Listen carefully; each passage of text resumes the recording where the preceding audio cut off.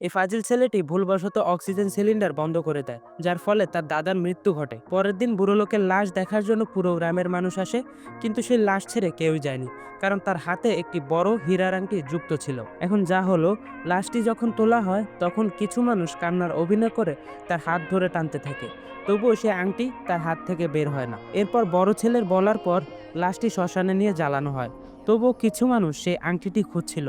তাই পরের দিন ছোট ছেলে একটি পরিকল্পনা করে, শ্মশানের সামনে ক্যামেরা বসিয়ে দেয়।